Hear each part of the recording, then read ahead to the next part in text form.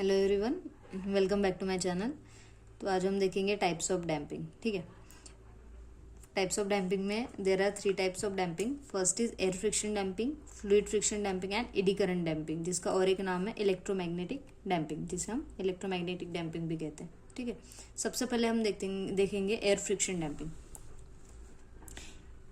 Air friction damping में this is the simplest type of damping. Okay, इसमें हम 2 ही instruments use करते हैं या फिर 2 ही पार्ट्स यूज करते हैं। First is air chamber and piston. ठीक है, जैसे ही आपका एयर चेम्बर, जैसे अभी वर्किंग देखते हैं कि ये एक्चुअली वर्क कैसे करता है। आपका जो ये मेन पॉइंटर होता है जो आपको रीडिंग दिखाता है, हम इसे कनेक्ट करते हैं एल्यूमिनियम के एक वेन के साथ और उसे डायरेक्टली कनेक्ट करते हैं पिस्टन के साथ। ठीक है, जैसे ही आपका ये जो पॉइंटर है लेफ्ट साइड में मूव करेगा तो क्या होगा, आपका जो ये पिस्टन है, ये जो पॉइंटर है, अगर लेफ्ट साइड में मूव करेगा तो पिस्टन क्या होगा, डाउनवर्ड आ जाएगा। डाउनवर्ड आ जाएगा तो यहाँ पर जो एयर भरी है वो क्या हो जाएगी, एक्सपांड हो जाएगी। और यहाँ पर जो प्रेशर है, प्रेशर वैसे ही रहेगा, है ना। यहाँ पर प्रेशर इसके ये जो प्रेशर है यहाँ पर क्रिएट होगा, है ना, किसके कारण, इस एक्सपांशन के कारण। ठीक है, और अगर लेट्स कंसिडर कि आपका जो पॉइंटर है वो राइट हैंड साइड में मूव हुआ तो क्या होगा, ये जो पिस्टन है इनसाइड जाएगा, है ना, इस एयर चैम्बर के इनसाइड जाएगा। तो क्या होगा, यहाँ की जो एयर है वो कंप्रेस हो जाएगी।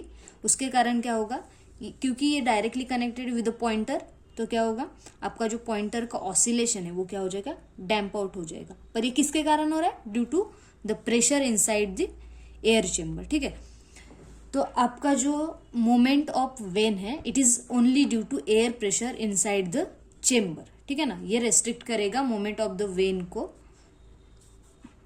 किसके हेल्प से, एयर प्रेशर की हेल्प से। ठीक है, नेक्स्ट पॉइंट पर आते हैं, it doesn't require permanent magnet, hence no problem of distortion. अगर हम परमानेंट मैग्नेट यूज करते हैं तो क्या हो सकता था, उसमें एडी करंट लॉसेस भी आते हैं, हिस्टेरिसिस लॉसेस आते हैं अगर हम यूज करते हैं तो, राइट। तो इसमें कोई भी हम परमानेंट मैग्नेट यूज नहीं कर रहे तो कोई भी डिस्टॉर्शंस नहीं आएंगे। तीसरी बात है, क्योंकि हम 2 ही कंपोनेंट यूज कर रहे हैं इसे बनाने के लिए, तो क्या होगा, इसका जो कंस्ट्रक्शन है it is very simple as well as it has low maintenance. ठीक है ना, जितना ज्यादा आप कम कंपोनेंट्स यूज करोगे किसी इंस्ट्रूमेंट को बनाने के लिए, राइट, या किसी सिस्टम को बनाने के लिए, तो उसका मेंटेनेंस भी उतना ही कम होगा। ठीक है, let's move to the next point. It is use where low value of magnetic field is required. जहां पर आपकी मैग्नेटिक फील्ड कम रिक्वायर्ड होगी उस एप्लीकेशन में हम यूज करेंगे एयर फ्रिक्शन डैम्पिंग। ओके, अभी आते हैं एप्लीकेशंस कि हम कौन से इंस्ट्रूमेंट में एयर फ्रिक्शन डैम्पिंग यूज करते हैं। ठीक है, एप्लीकेशन की अगर हम बात करें तो सबसे पहला है मूविंग आयरन इंस्ट्रूमेंट, इलेक्ट्रोडायनोमीटर इंस्ट्रूमेंट और थर्मल इंस्ट्रूमेंट। तो आपको पता होगा कि इन तीनों इंस्ट्रूमेंट में जो मैग्नेटिक फील्ड होती है वो बहुत कम होती है, राइट। तो इसीलिए हम एयर फ्रिक्शन डैम्पिंग जो है ये इस 3 टाइप के इंस्ट्रूमेंट में यूज करते हैं। ठीक है, इसके कुछ एडवांटेजेस है वो भी हम देख लेते हैं। ठीक है, तो पहला जो एडवांटेज है, रिक्वायर्ड लेस मेंटेनेंस। ठीक है ना, लेस मेंटेनेंस रिक्वायर्ड है, आपको पता है, क्योंकि वो कम से कम, जितना ज्यादा कम कंपोनेंट रहेगा उतना ही ज्यादा क्या रहेगा, मेंटेनेंस भी लेस रहेगा। Cost is low, again same reason, क्योंकि बहुत कम इंस्ट्रूमेंट लग रहे हैं या बहुत कम कंपोनेंट लग रहे हैं आपको इसे बनाने के लिए, तो इसकी कॉस्ट भी क्या होगी, low. Then low value of magnetic field, क्योंकि हमें पता है कि हम कोई भी टाइप का मैग्नेट हम यूज नहीं कर रहे हैं इस टाइप के डैम्पिंग में, तो क्या होगा, जो मैग्नेटिक फील्ड की वैल्यू है वो भी क्या रहेगी, लेस रहेगी। ठीक है, अभी नेक्स्ट टाइप के डैम्पिंग पर आते हैं, that is fluid friction damping. ठीक है, फ्लूइड फ्रिक्शन डैम्पिंग में चलो सबसे पहले हम उसके कंस्ट्रक्शन की बात करते हैं कि कैसे हम प्रोवाइड करते हैं। हम क्या करते हैं, ये जो स्पिंडल है इसे डायरेक्टली कनेक्टेड करते हैं एल्यूमिनियम के वेन के साथ और उस वेन को डिप करते हैं इनसाइड दी ऑयल। तो यहाँ पर जो ऑयल होता है, ऐसा ऑयल यूज करते हैं जिसकी विस्कोसिटी ज्यादा हो, तो ये जो विस्कोसिटी है वो क्या करेगी, अपोज करेगी to the rotation of this vane. ठीक है ना, इसका और एक व्यू यहाँ पर हमने प्रेजेंट किया है, क्योंकि यहाँ पर आपको 2D व्यू दिख रहा है ना, ये हमने अपर व्यू लिया है सेम चीज का।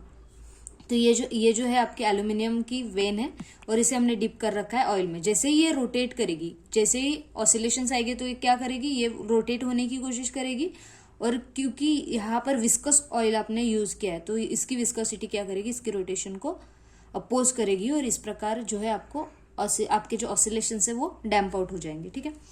तो सबसे पहले पॉइंट की तरफ हम गौर करते हैं कि ये इसकी जो विस्कोसिटी है वो हाईली विस्कस फ्लूइड हम यूज करते हैं, ठीक है। सेकेंड है high viscous oil provide the high opposition to the movement of strip and hence the spindle. जैसे हमने अभी अभी डिस्कस किया है कि जितना ज्यादा विस्कस ऑयल आप यूज करोगे वो यहाँ जो स्पिंडल रोटेट होगा उसको हम अपोज करेंगे, है ना, या फिर उसके जो ऑसिलेशंस है उसे हम अपोज करेंगे, ठीक है। अभी एप्लीकेशन की अगर बात करें तो हम इसे यूज करते हैं इलेक्ट्रोस्टैटिक वोल्टमीटर में, और दूसरा है वॉल माउंटेड इंस्ट्रूमेंट्स में, या फिर बोल सकते हो कि वर्टिकल टाइप जो इंस्ट्रूमेंट्स होते हैं ना, जो हैंगिंग इंस्ट्रूमेंट्स होते हैं वहां पर यूज करते हैं हम फ्लूइड फ्रिक्शन डैम्पिंग और इलेक्ट्रोस्टैटिक वोल्टमीटर में, ठीक है।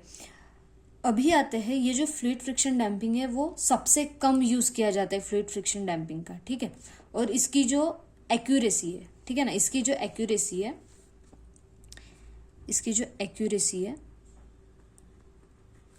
It's accuracy is greater than air friction damping, ठीक है ना। एयर फ्रिक्शन डैम्पिंग इसकी एक्यूरेसी जो है एयर फ्रिक्शन डैम्पिंग से ज्यादा है ना। अभी हम आते हैं इसे हम यूज क्यों नहीं करते, है ना। जैसे अभी अभी मैंने बोला था कि फ्लूइड फ्रिक्शन डैम्पिंग जो है वो बहुत कम यूज करते हैं हम, तो क्यों कम यूज करते हैं, तो इसके कुछ डिसएडवांटेजेस है। तो सबसे पहले कि due to leakage of fluid hence maintenance is more. आप अगर किसी भी इंस्ट्रूमेंट में लिक्विड यूज करोगे, ठीक है ना, क्योंकि हम यहाँ पर ऑयल ही यूज कर रहे हैं, तो क्या होगा, इसका मेंटेनेंस भी क्या होगा, बहुत ज्यादा होगा। क्यों, क्योंकि ये जो ऑयल है वो लीक होने की संभावना ज्यादा रहेगी, तो हमें क्या करना पड़ेगा, रेगुलरली उसे चेक करते रहना पड़ेगा, मतलब इसका मेंटेनेंस भी ज्यादा रहेगा, ठीक है। क्योंकि हम यहाँ पर ऑयल यूज कर रहे हैं तो क्या होगा, ऑयल यूज कर रहे हैं तो इसे बनाने के लिए हमें बहुत ज्यादा प्रिसाइजली से बनाना पड़ेगा ताकि ऑयल लीक ना हो, तो इसमें लगने वाला जो कॉस्ट है वो भी ज्यादा रहेगा। तो this is costlier then air friction damping, ठीक है।